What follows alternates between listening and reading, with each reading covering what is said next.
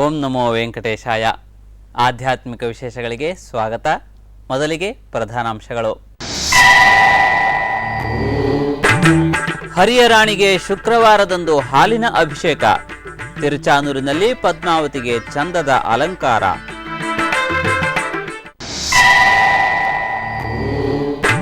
ಹಲವೆಡೆಗಳಲ್ಲಿ ನಡೆದ ರಾಧಾಷ್ಟಮಿಯ ಆಚರಣೆ. ಕೃಷ್ಣ ಸಖಿಗೆ ಹುಟ್ಟಿದ ಹಬ್ಬದ ಸಂಭ್ರಮ.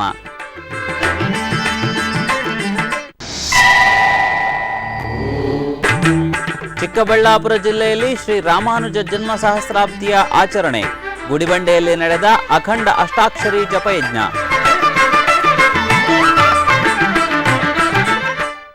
ಶ್ರೇಯಃಪತಿಯು ಶ್ರೀನಿವಾಸನಾಗಿ ಅವತರಿಸಲು ಪತಿಯನ್ನು ಅನುಸರಿಸಿ ಪದ್ಮ ಸರೋವರದಲ್ಲಿ ಪದ್ಮಾವತಿ ಎನ್ನುವ ಹೆಸರಿನಿಂದ ಅವತರಿಸಿ ಮಹಾಲಕ್ಷ್ಮಿಯು ನೆಲೆಗೊಂಡ ದಿವ್ಯಕ್ಷೇತ್ರವೇ ತಿರುಪತಿಯ ಸಮೀಪದ ತಿರುಚಾನೂರು.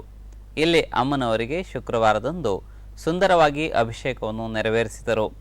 ದೇವಾಲಯದ ಸಮೀಪದಲ್ಲಿರುವ ರಮಣೀಯವಾದ ಹೂದೋಟದಲ್ಲಿನ ಕಲ್ಲಿನ ಮಂಟಪದಲ್ಲಿ ಈ ಅಭಿಷೇಕವನ್ನು ನಿರ್ವಹಿಸಲಾಯಿತು.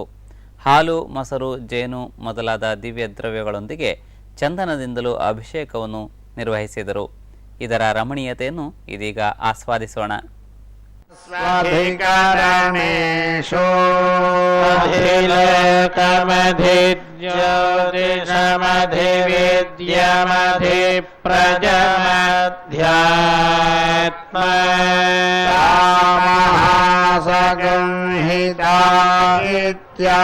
ಚಕ್ಷತೆ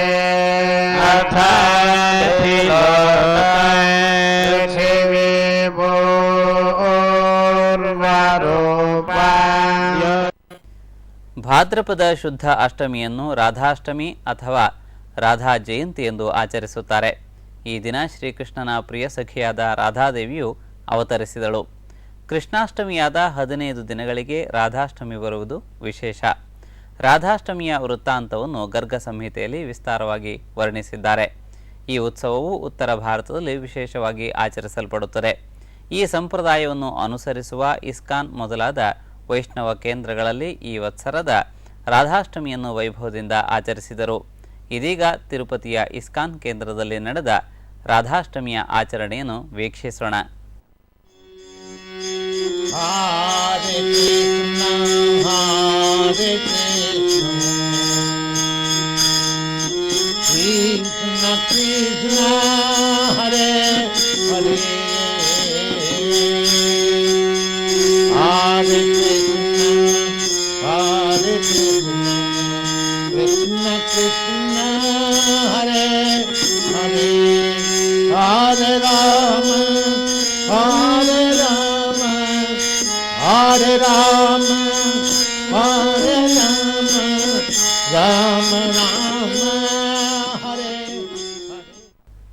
ಚಿಕ್ಕಬಳ್ಳಾಪುರ ಜಿಲ್ಲೆಯ ಕೈವಾರ ಶ್ರೀ ಯೋಗಿನಾರಾಯಣ ಮಠದ ವತಿಯಿಂದ 1 ವರ್ಷಗಳ ಕಾಲ ಚಿಕ್ಕಬಳ್ಳಾಪುರ ಜಿಲ್ಲೆ ಮತ್ತು ಕೈವಾರ ಕ್ಷೇತ್ರದಲ್ಲಿ ಹಮ್ಮಿಕೊಳ್ಳಲಾಗಿರುವ ಶ್ರೀ ರಾಮಾನುಜಾಚಾರ್ಯರ ಜನ್ಮ ಸಹಸ್ರಮಾನೋತ್ಸವದ ಅಂಗವಾಗಿ ಗುಡಿಬಂಡೆಯಲ್ಲಿ ಅಷ್ಟಾಕ್ಷರಿ ಜಪಯಜ್ಞವನ್ನು ಮಾಡಿದರು. ಸುಮಾರು 12 ಗಂಟೆಗಳ ಕಾಲ ನಿರಂತರವಾಗಿ ಜಪಯಜ್ಞವನ್ನು ಮಾಡಿ ಭಕ್ತರು ಕೃತಾರ್ಥರಾದರು.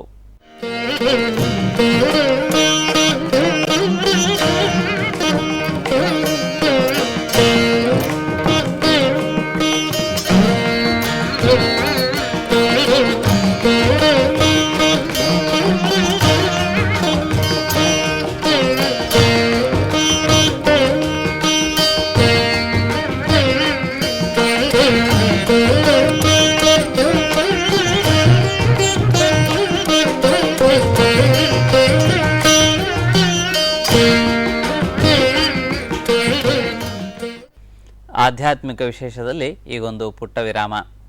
ವಿನಾಯಕ ನವರಾತ್ರಿ ಉತ್ಸವಗಳ ಅಂಗವಾಗಿ ಶ್ರೀ ವೆಂಕಟೇಶ್ವರ ಭಕ್ತಿ ಚಾನಲ್ ಪ್ರಸ್ತುತಪಡಿಸುತ್ತಿರುವ ಗಣೇಶ ಆಲಯ ದರ್ಶಿನಿಯಲ್ಲಿ ತಮಿಳುನಾಡು ರಾಜ್ಯದಲ್ಲಿರುವ ತಿರುಚಿರಾಪಳ್ಳಿಯ ಗಣಪತಿಯ ಆಲಯವನ್ನು ಇದೀಗ ವೀಕ್ಷಿಸೋಣ.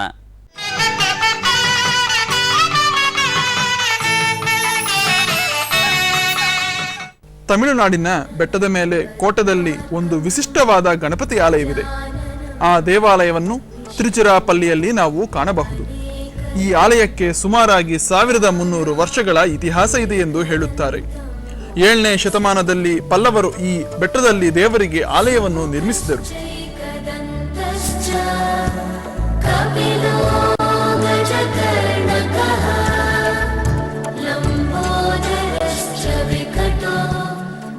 ಭಕ್ತರು ವಿಶೇಷವಾಗಿ ಈ ಆಲಯಕ್ಕೆ ಆಗಮಿಸಿ ದೇವರನ್ನು ದರ್ಶಿಸಿಕೊಳ್ಳುತ್ತಾರೆ.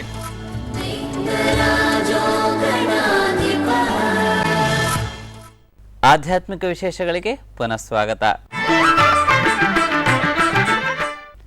ಈಗ ತಿರುಮಲೆಯ ಶ್ರೀ ಶ್ರೀನಿವಾಸನ ದರ್ಶನಕ್ಕೆ ಲಭ್ಯವಿರುವ 300 ರೂಪಾಯಿ ಟಿಕೆಟ್ಗಳ ವಿವರಗಳನ್ನು ನೋಡೋಣ.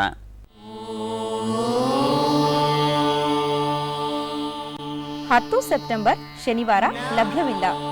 11 ಸೆಪ್ಟೆಂಬರ್ ಭಾನುವಾರ 212. 12 ಸೆಪ್ಟೆಂಬರ್ ಸೋಮವಾರ 1754. 13 ಸೆಪ್ಟೆಂಬರ್ ಮಂಗಳವಾರ 7330.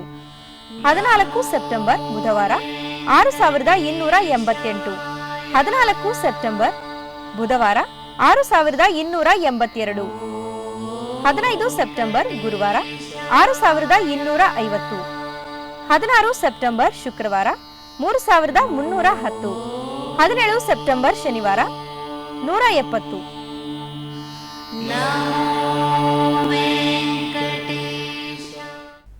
ಬಳ್ಳಾರಿ ನಗರದಲ್ಲಿನ ಪ್ರಸಿದ್ಧವಾದ ಶ್ರೀ ಸಿದ್ಧಿವಿನಾಯಕ ದೇವಾಲಯದಲ್ಲಿ ನವರಾತ್ರಿಯ ಉತ್ಸವಗಳು ಅದ್ದೂರಿಯಿಂದ ಆಚರಿಸಲ್ಪಡುತ್ತಿವೆ. ಇದರ ಭಾಗವಾಗಿ ದೇವರನ್ನು ಗರಿಕೆಗಳಿಂದ ಸುಂದರವಾಗಿ ಅಲಂಕರಿಸಿದ್ದರು. ನಂತರ ಷೋಡಶೋಪಚಾರ ಪೂಜೆಗಳನ್ನು ಸಲ್ಲಿಸಿ ಮಂಗಲ ನೀರಾಜನವನ್ನು ಸಮರ್ಪಿಸಿದರು. ಅದೇ ರೀತಿ ನಗರದ Satyanarayanapete, Anantapura road, Gandhi road, car street ಹಾಗೂ ಬೆಂಗಳೂರು ರೋಡ್ನಲ್ಲಿರುವ ವಿವಿಧ ಗಣೇಶ ಪ್ರತಿಮೆಗಳ ಮಂಟಪಗಳಲ್ಲಿ ಈ ಪೂಜೆಗಳನ್ನು ಸಲ್ಲಿಸಿದರು. ಭಕ್ತರು ಭಕ್ತಿಭಾವದಿಂದ ಗಣೇಶನ ಸೇವೆಯಲ್ಲಿ ಪಾಲ್ಗೊಂಡಿದ್ದರು.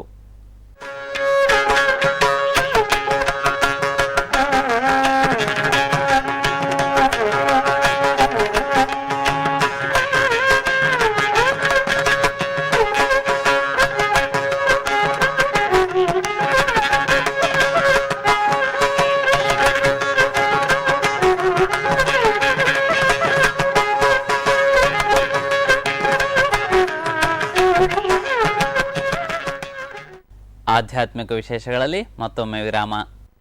ಶ್ರೀ ವೆಂಕಟೇಶ್ವರ ಬಾಲಮಂದಿರ ಟ್ರಸ್ಟ್. ಮಕ್ಕಳು ಭಗವಂತನ ಪ್ರತಿರೂಪಗಳು.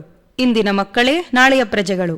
ಅನಾಥ ಮಕ್ಕಳನ್ನು ತನ್ನ ಮಡಿಲಿನಲ್ಲಿ ಅಪ್ಪಿಕೊಂಡು ಆದರಿಸಿ ಅವರಿಗೆ ವಿದ್ಯಾಬುದ್ಧಿಗಳನ್ನು ಟಿಟಿಡಿ ನೀಡುತ್ತಿದೆ. ಮಾನವತೆ ಎಂಬ ಮಹತ್ತರವಾದ ಆಸೆಯಿಂದ ಅನಾಥ ಮಕ್ಕಳಿಗಾಗಿ ಟಿಟಿಡಿ ನಡೆಸುತ್ತಿರುವ ಟ್ರಸ್ಟ್ ಶ್ರೀ ವೆಂಕಟೇಶ್ವರ ಬಾಲಮಂದಿರ ಟ್ರಸ್ಟ್. ಮತ್ತಷ್ಟು ವಿವರಗಳಿಗಾಗಿ ಟಿಟಿಡಿ ವೆಬ್ಸೈಟ್ www.tirumala.org ಯನ್ನು ನೋಡಿ.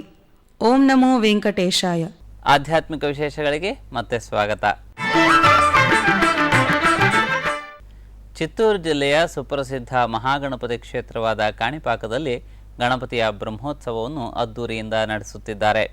ಇದರ ಭಾಗವಾಗಿ ಸಿದ್ಧಿಬುದ್ಧಿ ಸಹಿತ ಗಣನಾಥನನ್ನು ರಮಣೀಯವಾಗಿ ಅಲಂಕರಿಸಿ ಮೂಷಿಕ ವಾಹನದಲ್ಲಿ ಇರಿಸಿ ಮಂಗಲ ನೀರಾಜನವನ್ನು ಸಮರ್ಪಿಸಿದರು. ನಂತರ ಪುರಬೀದಿಯಲ್ಲಿ ಮೆರವಣಿಗೆಯನ್ನು ನಡೆಸಿದರು. ಹೆಚ್ಚಿನ ಸಂಖ್ಯೆಯ ಭಕ್ತ ಜನರು ಈ ಉತ್ಸವದಲ್ಲಿ ಪಾಲ್ಗೊಂಡು ಮಹಾಗಣಪತಿಯ ಕೃಪೆಗೆ ಪಾತ್ರರಾದರು.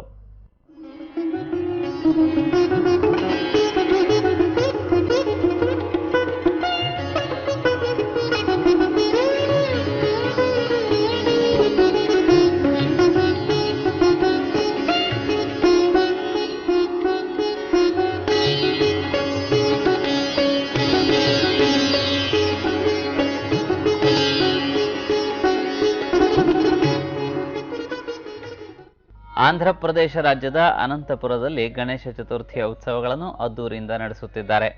ಇದರ ಭಾಗವಾಗಿ ನಗರದ ವಿವಿಧ ಪ್ರಾಂತಗಳಲ್ಲಿ ಬಗೆಬಗೆಯ ಗಣೇಶನ ಪ್ರತಿಮೆಗಳನ್ನು ಪ್ರತಿಷ್ಠಾಪಿಸಿ ಪೂಜಿಸುತ್ತಿದ್ದಾರೆ. ಭಕ್ತರು ಅಧಿಕ ಸಂಖ್ಯೆಯಲ್ಲಿ ಬಂದು ಈ ಗಣೇಶನ ವಿಗ್ರಹಗಳನ್ನು ವೀಕ್ಷಿಸುತ್ತಿದ್ದಾರೆ.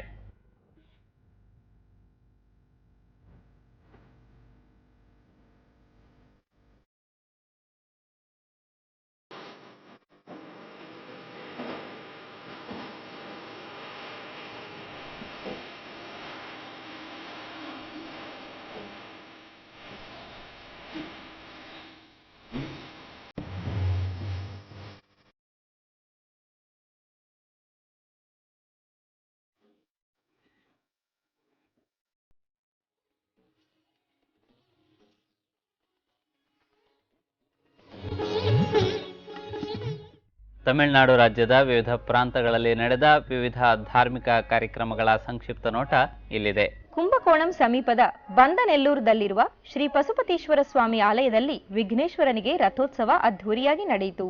ಈ ಪ್ರಯುಕ್ತ ಗಣೇಶನಿಗೆ ಅಭಿಷೇಕ ನಿರ್ವಹಿಸಿ ನಂತರ ಸುಂದರವಾಗಿ ಅಲಂಕರಿಸಿ ಮಂಗಳಾರತಿಗಳನ್ನು ಸಮರ್ಪಿಸಿದರು. ಹಾಗೆಯೇ ಗಣಪತಿ ಹೋಮ ನಿರ್ವಹಿಸಿ ಪೂರ್ಣಾಹುತಿಯನ್ನು ಅರ್ಪಿಸಿದರು. ನಂತರ ಸಿದ್ಧಿ ಬುದ್ಧಿ ಸಮೇತನಾದ ಗಣೇಶನನ್ನು ನೂತನವಾಗಿ ನಿರ್ಮಿಸಿದ ರಥದಲ್ಲಿರಿಸಿ ಮೆರವಣಿಗೆ ಮಾಡಿದರು. ಭಕ್ತರು ಭಾಗವಹಿಸಿ ರಥವನ್ನು ಎಳೆದು ಕೃತಾರ್ಥರಾದರು.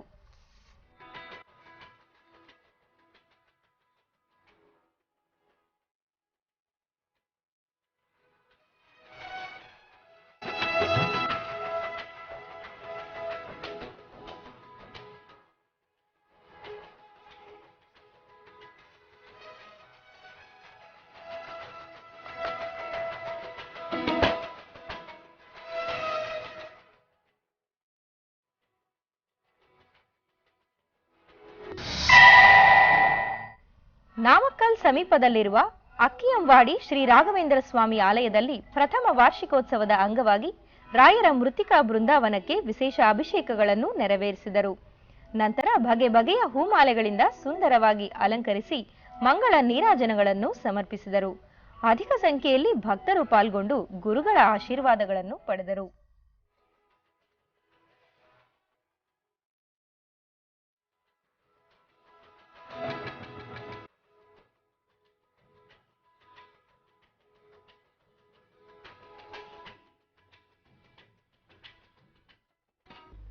ಇಂದಿನ ದಿನ ಕರ್ನಾಟಕ ಹರಿದಾಸರುಗಳಲ್ಲಿ ಸುಪ್ರಸಿದ್ಧರಾದ ಶ್ರೀ ಜಗನ್ನಾಥದಾಸರ ಆರಾಧನೆ.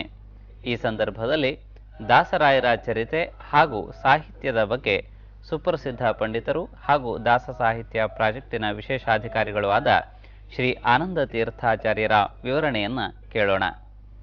ಶ್ರೀ ಗುರುಭ್ಯೋ ನಮಃ. ವ್ಯಾಸಾಯ ಭವನಾಶಾಯ ಶ್ರೀಶಾಯ ಗುಣರಾಶಯೇ ಹೃದ್ಯಾಯ ಶುದ್ಧ ವಿದ್ಯಾಯ ಮಧ್ವಾಯ ಚ ನಮೋ ನಮಃ. ಕರೋತು ಮಮ ಕಲ್ಯಾಣಂ ಹರಿರ್ಹಯಮುಖಾಭಿಧಃ ಗುರುಶ್ಚ ಮಧ್ವನಾಮಾಮೇ ವರದೋಸ್ತು ನಿರಂತರಂ. ಜಲಜ್ಯೇಷ್ಠ ನಿಭಾಕಾರಂ ಜಗದೀಶ ಪದಾಶ್ರಯಂ ಜಗತೀತಲ ವಿಖ್ಯಾತಂ ಜಗನ್ನಾಥ ಗುರುಂ ಭಜೆ. ಸಮಾಶ್ರಯೇತ್ ಗುರುಂ ಭಕ್ತ್ಯಾ ಮಹಾವಿಶ್ವಾಸಪೂರ್ವಕಂ ನಿಕ್ಷಿಪೇತ್ ಸರ್ವಭಾರಾಂಶ್ಚ ಗುರೋಃ ಶ್ರೀಪಾದಪಂಕಜೆ. ಯಜ್ಞೈಃ ಸಂಕೀರ್ತನ ಪ್ರಾಯೈಃ ಇಜಂತಿ ಸುಮೇಧಸಃ ಎಂತೆಂದು ವೇದವ್ಯಾಸರು ಶ್ರೀಮದ್ ಭಾಗವತದ 11ನೇ ಸ್ಕಂದದಲ್ಲಿ ಕಲಿಯುಗದಲ್ಲಿ ನಾವುಗಳು ಮಾಡಬೇಕಾದ ಉಪಾಸನೆಯನ್ನು, ಭಗವಂತನ ಪೂಜೆಯನ್ನು ಅಚ್ಚುಕಟ್ಟಾಗಿ ಹೇಳಿದ್ದಾರೆ. ಇಲ್ಲಿ ಯಾವ ಯಜ್ಞ ಬೇಡ, ತಪಸ್ಸು ಬೇಡ, ಇನ್ನೇನು ಬೇಡ, ತೀರ್ಥಯಾತ್ರೆಗಳು ಬೇಡ. ಭಕ್ತಿಯಿಂದ ಭಗವಂತನ ಗುಣವನ್ನು ಉದ್ಗಾರ ತೆಗೆದರೆ ಸಾಕು, ನಾಮ ಸಂಕೀರ್ತನ ಮಾಡಿದರೆ ಸಾಕು ಅಂತ. ಅಂತಹ ಮೇಧಾವಂತನೇ ಕಲಿಯುಗದಲ್ಲಿ ಹುಟ್ಟಿ ಬಂದು ಈ ಸಂಕೀರ್ತನಗಳೆನ್ನುವ ಯಜ್ಞಗಳನ್ನು ಮುಂದೆ ತಾವು ಮಾಡಿ ಎಲ್ಲರ ಸರಿ ಮಾಡಿಸುತ್ತಾರೆ ಅಂತ ಭಾಗವತ ಹೇಳಿದಂತೆ, ಯಾರ ಸುಮೇಧಸರು ಅಂದ್ರೆ ಪುರಂದರದಾಸರು, ವ್ಯಾಸರಾಜರು, ಶ್ರೀಪಾದರಾಜರು, ಪುರಂದರದಾಸರು, ವಿಜಯದಾಸರು, ಇಂತಹ ಮಹಾಪ್ರಭೃತಿಗಳೇ ಬಂದು ಈ ಸಂಕೀರ್ತನಗಳೆನ್ನುವ ಯಜ್ಞಗಳನ್ನು, ಆ ವಿಧಾನವನ್ನು ತೋರಿಸಿಕೊಡ್ತಾರೆ.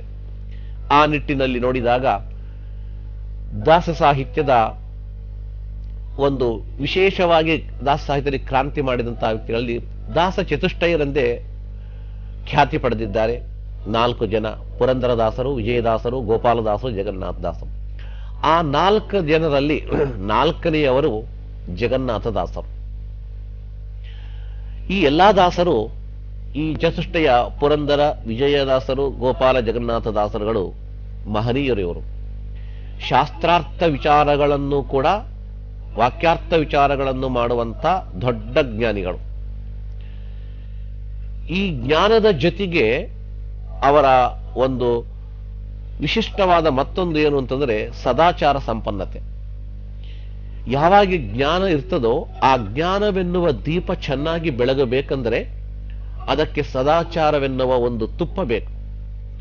ಆ ಸದಾಚಾರವೆನ್ನುವ ತುಪ್ಪವನ್ನು ಹಾಕಿದಾಗ ಆ ಜ್ಞಾನ ಚೆನ್ನಾಗಿ, ಹೇಗೆ ನಂದಾದೀಪ ನಂದದೆ ಕುಂದದೆ ಹಾಕಿದ ತುಪ್ಪದಿಂದ ಬೆಳಗುತ್ತಾ ಇರ್ತದೋ ಆ ಜ್ಞಾನ ಜ್ಯೋತಿ ಹಾಗೆ ಬೆಳಗುತ್ತಾ ಇರ್ತದೆ. ಇವರೆಲ್ಲರೂ ಅಂತಹ ಸದಾಚಾರ ಸಂಪನ್ನರು, ಮಹಾಜ್ಞಾನಿಗಳು. ಪ್ರಕೃತ ಜಗನ್ನಾಥದಾಸರನ್ನು ಸ್ಮರಿಸಿಕೊಳ್ಳೋಣ. ಅವರ ಆರಾಧನೆ ಭಾದ್ರಪದ ಶುಕ್ಲ ಅಷ್ಟಮಿ, ನವಮಿ, ದಶಮಿ ದಿವಸದಲ್ಲಿ ಬರುತ್ತದೆ. ಈ 3 ದಿವಸದಲ್ಲಾದರೂ ಅವರನ್ನು ನಾವು ಸ್ಮರಿಸೋಣ, ಸ್ಮರಣಕ್ಕೆ ತಂದುಕೊಳ್ಳೋಣ. ಹಾಗಾದರೆ ಉಳುಕಿ ದಿವಸದಲ್ಲಿ ಸ್ಮರಣೆ ಬೇಡ ಅಂತಲ್ಲ, ನಿರಂತರ ಆ ಮಹನೀಯರ ಸ್ಮರಣೆ ಬೇಕು. ಭಗವಂತನ ಸ್ಮರಣೆ ಎಷ್ಟು ಮುಖ್ಯವೋ ಭಗವದ್ಭಕ್ತರು ಭಾಗವತರ ಅವರನ್ನು ಭಾಗವತರು ಅಂತ ಕರೀತಾರೆ. ಅಂತಹ ಭಾಗವತರ ಸ್ಮರಣೆ ಬೇಕು. ಭಗವಂತ ಪ್ರೀತನಾಗಬೇಕು ಅಂದ್ರೆ ಭಾಗವತರ ಪ್ರೀತಿ ಮೊದಲು ಬೇಕು. ಜಗನ್ನಾಥದಾಸರಂತೂ ದೊಡ್ಡ ಮಹನೀಯರು, ದೊಡ್ಡ ಕ್ರಾಂತಿಯನ್ನು ಮಾಡಿರ್ತಕ್ಕಂಥ ಮಹಾಭೂಮಾ ಪುರುಷರು ಜಗನ್ನಾಥದಾಸರು. ಇಂತಹ ಜಗನ್ನಾಥದಾಸರು ಇನ್ನು ಅವರು ದಾಸರು ಆಗುವುದಕ್ಕಿಂತಲೂ ಮೊದಲಾಗಿ ವ್ಯಾಸಪೀಠವನ್ನು ಮುಂದೆ ಇಟ್ಟುಕೊಂಡು ಸಕಲ ವ್ಯಾಸ ಸಾಹಿತ್ಯವನ್ನು, ಆಚಾರ್ಯ ಸಾಹಿತ್ಯವನ್ನು ಮುಖೋದ್ಗತವಾಗಿ ಶಿಷ್ಯರಿಗೆ ದಿನನಿತ್ಯದಲ್ಲಿ ಇರಳು ಹಗಲು ಪಾಠ ಪ್ರವಚನ ಮಾಡುವಂತ ಮಹಾ ಪಂಡಿತರು, ದೊಡ್ಡ ಪಂಡಿತರು. ದೊಡ್ಡವರು ಕೂಡ ಒಮ್ಮೊಮ್ಮೆ ತಪ್ಪು ಮಾಡ್ತಾರೆ, ನಾವುಗಳು ನಿರಂತರ ಮಾಡ್ತೀವಿ. ದೊಡ್ಡವರು ಯಾವಾಗೋ ಜೀವನದಲ್ಲಿ ಒಮ್ಮೆ ತಪ್ಪು ಮಾಡ್ತಾರೆ. ಆದರೆ ಅವರ ತಪ್ಪಿನ ಹಿಂದೆ ಸಮಾಜದ ಉದ್ಧಾರ ಆಗೋದಿರ್ತದೆ. ಅವರು ಮಾಡಿದ ತಪ್ಪಿಗೆ ಸಮಾಜವನ್ನು ತಿದ್ದುಪಡಿಸುವಷ್ಟು ದೊಡ್ಡ ಕೆಲಸ ಆಗಲಿಕ್ಕೆ ಹೋಗ್ತಾ ಇದೆ. ಉದಾಹರಣೆಗೆ ಭೀಷ್ಮಾಚಾರ್ಯರ ಕಥೆ ನೋಡಿದಾಗ ಜುನಾಮಕ ವಸುಗಳವರು ಅವರು ಮಾಡಿದದ್ದು ಅಪರಾಧವೇನು ಅಂದ್ರೆ ಹೆಂಡತಿಯ ಮಾತನ್ನು ಕೇಳಿ ವಶಿಷ್ಠರ ಧೇನುವಾದ ನಂದಿನಿ ಧೇನುವನ್ನು ತೆಗೆದುಕೊಂಡು ಬಲಾತ್ಕಾರದಿಂದ ತೆಗೆದುಕೊಂಡು ಬರುವಾಗ ಬ್ರಹ್ಮದೇವರು ಶಾಪ ಕೊಟ್ಟರು. ಮನುಷ್ಯನಾಗಿ ಹುಟ್ಟು ಗರ್ಭವಾಸ ದುಃಖ ಅನುಭವಿಸು, ನೀನು ಮನುಷ್ಯ ಲೋಕದಲ್ಲಿ ಹುಟ್ಟು. ಆ ಮಾಡಿದ ಅಪರಾಧಕ್ಕೆ ಹುಟ್ಟಿದ್ರು ಭೀಷ್ಮಾಚಾರ್ಯರಾಗಿ. ಆದರೆ ಎಷ್ಟು ಅಪಾರ ಜ್ಞಾನಿಗಳು, ಎಷ್ಟು ದೊಡ್ಡ ಸಂದೇಶ ಕೊಟ್ಟರು. ಇವತ್ತು ಭೀಷ್ಮಾಚಾರ್ಯ ಇಲ್ಲ ಅಂದ್ರೆ ಮಹಾಭಾರತ ಶಾಂತಿ ಪರ್ವನೇ ಇಲ್ಲ. ಹಾಗೆ ಅದರಂತೆ ಜಗನ್ನಾಥದಾಸರು ಕೂಡ ಒಮ್ಮೆ ವಿಜಯದಾಸರಿಗೆ ಸ್ವಲ್ಪ ಬಿರುಸಾದ ನುಡಿಗಳನ್ನು ಆಡ್ತಾರೆ. ಭಿಕ್ಷಕ್ಕೆ ಗೋಪಾಳಕ್ಕೆ ಬಂದಾಗೆ, ಉಂಚವೃತ್ತಿಗೆ ಬಂದಾಗ ವಿಜಯದಾಸರು ಯಾರೋ ದಾಸ ಬಂದಿದ್ದಾನೆ, ಇಷ್ಟು ಅಕ್ಕಿ ಹಾಕಿ ಕಳಿಸರಿ ಅಂತ. ವಿಜಯದಾಸರು ಸೌಮ್ಯದಿಂದ, ಆಚಾರ್ಯರೇ ಇವತ್ತು ನಮ್ಮಲ್ಲೇ ನೀವು ತೀರ್ಥ ಪ್ರಸಾದಕ್ಕೆ ಬರಬೇಕು, ನನಗ ಉದರ ವೇದನೆ, ಹೊಟ್ಟೆ ಶೋಲಿದೆ, ಆಗೋದಿಲ್ಲ ಅಂದ್ಬಿಟ್ರು. ಅಷ್ಟಂದು ಕಳಿಸಿದ್ರು. ಉದರ ವೇದ ಶುರುವಾಯಿತು, ಕ್ಷಯರೋಗವೂ ಬಂತು. ಕೊನೆಗೆ ಗೊತ್ತಾಯಿತು ವಿಜಯದಾಸರಿಗೆ ಅಪರಾಧ ಮಾಡಿದ್ದೀನಿ ಅಂತ ಅವ್ರ ಕಾಲಿಗೆ ಹೋಗಿ ಬಿದ್ದರು. ಅವರು ನಿನ್ನ ಉದ್ಧಾರ ಮಾಡತಕ್ಕಂಥದ್ದು ನಿನ್ನ ಸ್ವರೂಪೋದ್ಧಾರಕ ಗುರುಗಳಿದ್ದಾರೆ, ಅವರೇ ಮಾಡ್ತಾರೆ ಗೋಪಾಲದಾಸರು ಅಂತೇಳಿ ಅವರನ್ನು ಕರೆದುಕೊಂಡು ಹೋಗ್ತಾರೆ. ಎಲ್ಲಿಗೆ? ತಿರುಪತಿ ಕ್ಷೇತ್ರಕ್ಕೆ ಕರೆದುಕೊಂಡು ಹೋಗ್ತಾರೆ. ತಿರುಪತಿ ತಿಮ್ಮಪ್ಪಗೆ ನಮ್ಮ ದಾಸರಿಗೆ ಬಹಳ ನೆಂಟತನ. ಅದಕ್ಕೆ ಹೇಳ್ತಾರೆ ದಾಸರಂದರೆ ಪ್ರಾಣ. ತಿಮ್ಮಪ್ಪನಿಗೆ ದಾಸರೆಂದೇ ಬಹಳ ಪ್ರಾಣ ಅಂತ. ಬಂದರು, ಒಂದು ಧರ್ಮಶಾಲೆಯಲ್ಲಿ ಇಳಿಸಿಬಿಟ್ಟಿದ್ದಾರೆ. ಅಶಕ್ತರಾಗಿದ್ದಾರೆ. ಈ ಜಗನ್ನಾಥ ದಾಸರ ಪೂರ್ವದ ಸ್ಥಿತಿ ಶ್ರೀನಿವಾಸಾಚಾರ್ಯರೆಂದು ಬಹಳ ಅಶಕ್ತರು. ಕ್ಷಯರೋಗ, ಉದರವೇದಿ, ಒದ್ದಾಡ್ತಾ ಇದ್ದಾರೆ ಆ ವೇದನದಿಂದ. ವಿಜಯದಾಸರು, ಗೋಪಾಲದಾಸರು ಶ್ರೀನಿವಾಸ ದೇವರಲ್ಲಿ ದರ್ಶನಕ್ಕೆ ಹೋಗಿ ನರ್ತನ ಸೇವಾ, ಗಾಯನ, ಭಜನೆ ಇವೆಲ್ಲ ಮಾಡ್ತಾ ಇದ್ದಾರೆ. ಈ ಕಡೆ ಹೊತ್ತೊತ್ತಿಗೆ ಈ ವ್ಯಕ್ತಿಗೆ ಪಥ್ಯ, ಆಹಾರ, ಔಷಧ ಕೊಡಬೇಕು. ಇವರೇ ಕೊಡ್ತಾ ಕರ್ಕೊಂಡು ಹೋದ್ರು, ನಡೆಸ್ಕೊಂತ ಹಾಗೆ ಕರೆದುಕೊಂಡು ಹೋದ್ರು ತಿರುಪತಿಗೆ. ದೇವರಲ್ಲಿ ಇವರ ಒಂದು ಕಡೆ ಇಳಿಸಿಬಿಟ್ಟು ಅವರು ದೇವರ ದರ್ಶನಕ್ಕೆ, ಭಜನ ಇಂಥದಕ್ಕೆ ಹೋಗ್ಬಿಟ್ಟು. ಈ ಕಡೆ ತಾಸಗಟ್ಲೆ ಆಯಿತು, ನೋಡೋರು ಯಾರೂ ಇಲ್ಲ. ಜಗನ್ನಾಥ ದಾಸರು ಇನ್ನೂ ಆಗಲಿಲ್ಲ ಶ್ರೀನಿವಾಸಾಚಾರ್ಯರಾಗಿದ್ದಾಗ ಸಂತತಂ ಚಿಂತೆಯೇನಂತಂ ಅಂತಕಾಲೇ ವಿಶೇಷತಃ ಅಂತ ಹೇಳಿದಂತೆ ಆಚಾರ್ಯರ ವಾಕ್ಯ ಸ್ಮರಣೆಗೆ ಬಂದು ಅದನ್ನು ತಾವು ನಿರಂತರ ಹರಿಸ್ಮರಣೆ ಮಾಡ್ತಾ ಮಾಡ್ತಾ ಮಾಡ್ತಾ ಬಂದ್ರದು. ಅದರಿಂದ ಏನಾಯಿತು? ಗೋಪಾಲದಾಸರಂತೆ ಒಬ್ಬ ವ್ಯಕ್ತಿ ಬಂದು ಬಿಟ್ರು.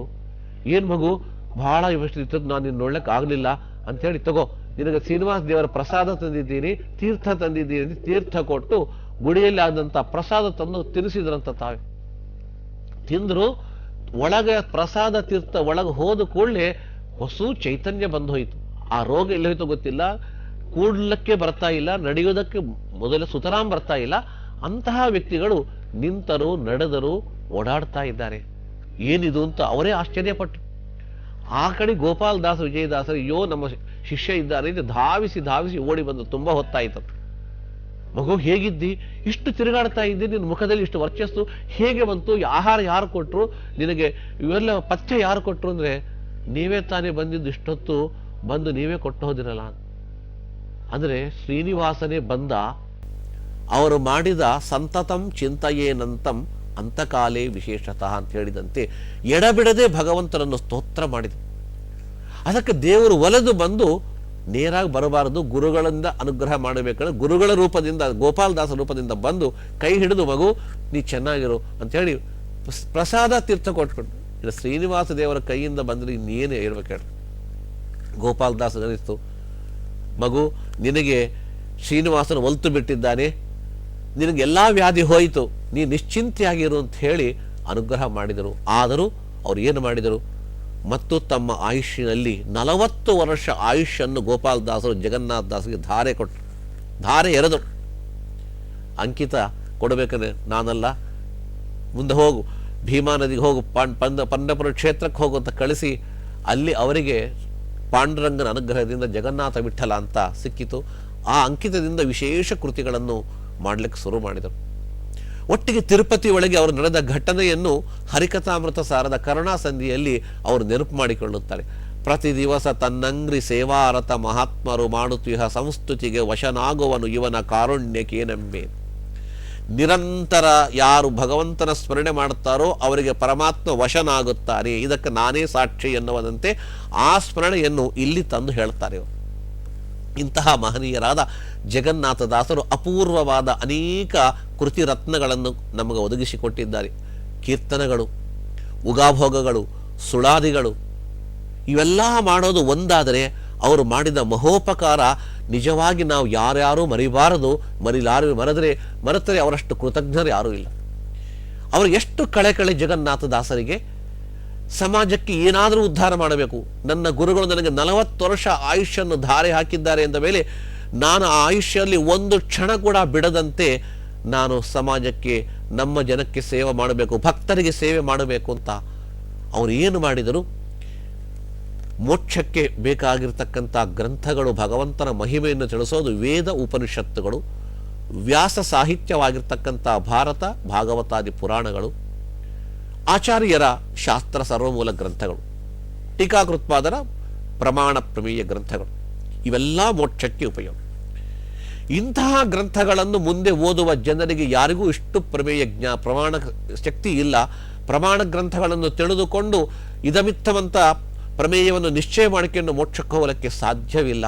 ಅವ್ರಿಗೆ ಏನಾದರೂ ಭಗವಂತನ ಮಹಿಮೆ ಹೇಳಿ ಭಕ್ತಿ ಹುಟ್ಟಿಸಿ ತದ್ವಾರ ಮೋಕ್ಷ ಕೊಡಿಸಬೇಕು ಅಂತ ಕಳೆಯಿಂದ ಜಗನ್ನಾಥದಾಸರು ಎಷ್ಟು ಪ್ರಯತ್ನ ಪಟ್ಟರು.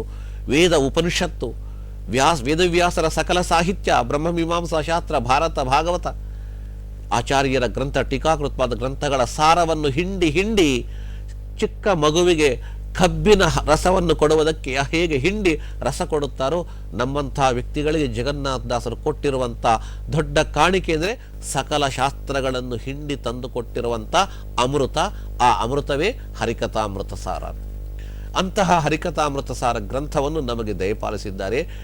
ಒಂದೇ ಗ್ರಂಥದಲ್ಲಿ ಸಕಲ ವ್ಯಾಸ ವಾಂಗ್ಮಯ, ವೇದ ವಾಂಗ್ಮಯ ಹಾಗೂ ಆಚಾರ್ಯರ ವಾಂಗ್ಮಯವನ್ನು ತೋರಿಸಿಕೊಡುವಂಥ ಏಕೈಕ ಗ್ರಂಥ ದಾಸ ಸಾಹಿತ್ಯದಲ್ಲಿ ಅಂದರೆ ನಮ್ಮ ಜಗನ್ನಾಥದಾಸರು. ಹೀಗೆ ಅಂಥೇಳಿ ವಿಜಯದಾಸರು ಹಾಗೂ ಪುರಂದರದಾಸರು ಮಾಡಲಿಲ್ಲ ಅಂತ ಅನ್ಬೇಡ್ರಿ, ಅವರು ಮಾಡಿದ್ದಾರೆ. ವಿಕ್ಷಿಪ್ತವಾಗಿದೆ, ಏಕತ್ರ ಇಲ್ಲ. ಅದನ್ನು ಏಕತ್ರ ತಂದುಕೊಟ್ಟಿರುವಂಥ ಭೂಮಾ ಪುರುಷರು ಜಗನ್ನಾಥದಾಸರು. ಇಂತಹ ಜಗನ್ನಾಥದಾಸರನ್ನು ನಾವು ಹರಿಕಥಾಮೃತ ಸಾರ ಕರ್ತರು ಅಂತ ನಾವು ತಿಳಿದುಕೊಂಡಾಗ ಅವರಿಗೆ ಸಂತೋಷವಾಗ್ತದೆ. ಹರಿಕಥಾಮೃತ ಸಾರ ಗ್ರಂಥವನ್ನು ಬರೆದು ಎಷ್ಟು ಪ್ರಮೇಯಗಳನ್ನು ದೈನಂದಿನ ದಿನನಿತ್ಯ ಜೀವನದಲ್ಲಿ ನಾವು ಎಷ್ಟು ಅನುಸಂಧಾನ ಇಟ್ಕೋಬೇಕು. ಭಗವಂತನ ಒಲಿವಿಗೆ ಕೇವಲ ಭಕ್ತಿ ಮಾತ್ರವಲ್ಲ, ಜ್ಞಾನ ಮಾತ್ರವಲ್ಲ, ಶ್ರದ್ಧಾ ಅನುಸಂಧಾನ ಬೇಕು. ಅನುಸಂಧಾನವಿಲ್ಲದೆ ಏನೂ ಮಾಡುವುದಕ್ಕೆ ಬರೋದಿಲ್ಲ. ಅಂಥ ಅನುಸಂಧಾನ ಹೆಜ್ಜೆ ಹೆಜ್ಜೆಗೂ ನಮಗೆ ತಂದು ಕೊಡ್ತಕ್ಕಂಥ ಮಹನೀಯರು ತಮ್ಮ ಗ್ರಂಥದ ಮುಖಾಂತರವಾಗಿ, ಹರಿಕಥಾಮೃತರ ಮುಖಾಂತರವಾಗಿ ತಂದು ಕೊಡ್ತಾ ಇದ್ದಾರೆ. ಒಂದು ನಿದರ್ಶನ ಅದರಲ್ಲಿ ಹೇಳ್ತಾರೆ, ನಾವು ಭಗವಂತನ ಪೂಜೆ ಮಾಡ್ತೀವಿ, ಭಗವಂತನಿಗೆ ಕಾಣಿಕೆ ಕೊಟ್ಟೆ ಅಂತ ಹೇಳಿ ಹೆಮ್ಮೆಯಿಂದ ಹೇಳಿಕೊಳ್ಳುತ್ತೀವಿ. ನಾನು ದೇವರಿಗೆ ಇವತ್ತು ಕ್ಷೀರಾಭಿಷೇಕ ಮಾಡಿಸಿದೆ, ಬಂಗಾರದ ಕಿರೀಟ ಇಟ್ಟೆ, ಬೆಳ್ಳಿಗಿಟ್ಟೆ, ಗೋಪುರ ಕಟ್ಟಿಸಿದೆ, ಗುಡಿ ಕಟ್ಟಿಸಿದೆ. ಇದು ಕೇಳಿದ್ನ ದೇವರು ಬಂದು ನಿನ್ನ? ದೇವರಿಗೆ ನಾವು ಏನು ಕೊಡಬೇಕು ದೇವರೇ ಕೇಳುತ್ತಾನೆ. ನೀವೇನೂ ಬೇಡ, ಒಂದು ಕೊಡಿ. ನಾವು ಆ ಒಂದು ಬಿಡ್ತೀವಿ, ಎಲ್ಲ ಕೊಡ್ತೀವಿ. ಏನು ಕೊಡಬೇಕು? ಶಾಸ್ತ್ರ ಏನು ಹೇಳುತ್ತದೆ ಅಂದರೆ, ನಾವು ಭಗವಂತನಿಗೆ ಕೊಡಬೇಕಾಗಿದ್ದು ನಮ್ಮ ಮನಸ್ಸೊಂದೇ. ಆ ಮನಸ್ಸೊಂದು ಕೊಡೋದಿಲ್ಲ, ಎಲ್ಲ ಕೊಟ್ಟಿರ್ತೀವಿ, ಮನಸ್ಸು ಮಾತ್ರ ದೇವರನ್ನು ಬಿಟ್ಟು ಹೊರಗೆ ಹೋಗಿರ್ತದೆ. ಅದಕ್ಕೆ ಜಗನ್ನಾಥದಾಸರಂತಾರೆ, ಮನದೊಳಗೆ ತಾನಿಪ್ಪ ಮನವೆಂದೆನಿಸಿಕೊಂಬ ಮನದ ವೃತ್ತಿಗಳನುಸರಿಸಿ ಹೋಗಂಗಳೀವ ತ್ರಿವಿಧ ಚೇತನೆ ಮನವನಿತ್ತರೆ ತನ್ನ ನೀವನು ತನುವ ದಂಡಿಸಿ ದಿನ ದಿನದಿ ಸಾಧನ ಮಾಡ್ಪರಿಗೆ ಅಂತ ಹೇಳೋದು. ಶರೀರ ದಂಡಿಸಿ ಏನೋ ಸಾಧನ ಮಾಡಿಕೊಂಡ್ರೆ ಅವರಿಗೆ ಸ್ವರ್ಗಾದಿ ಭೋಗ ಕೊಡ್ತಾನೆ. ಆದರೆ ಈ ಕೇವಲ ಮನಸ್ಸು ಬಿಟ್ಟು, ಜ್ಞಾನ ಬಿಟ್ಟು, ಭಗವಂತನಲ್ಲಿ ಶ್ರದ್ಧಾ ಅನುಸಂಧಾನ ಬಿಟ್ಟು ಏನೇ ಕೆಲಸ ಮಾಡಿದರೂ ಸ್ವಲ್ಪ ಭೋಗ ಸಿಗತ್ತೆ.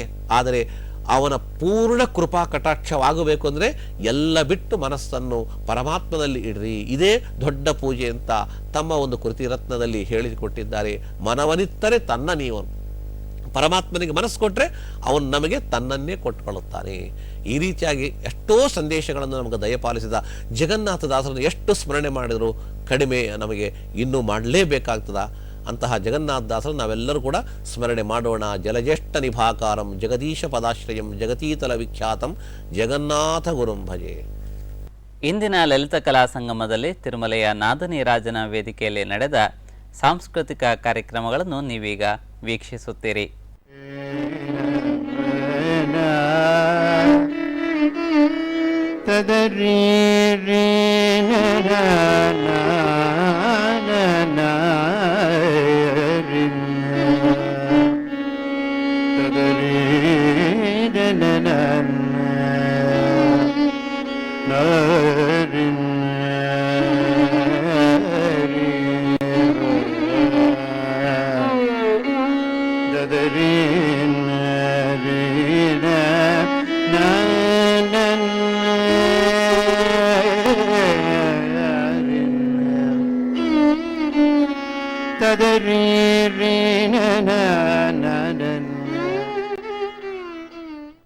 ಆಧ್ಯಾತ್ಮಿಕ ವಿಶೇಷಗಳು ಇಲ್ಲಿಗೆ ಮುಕ್ತಾಯಗೊಂಡವು.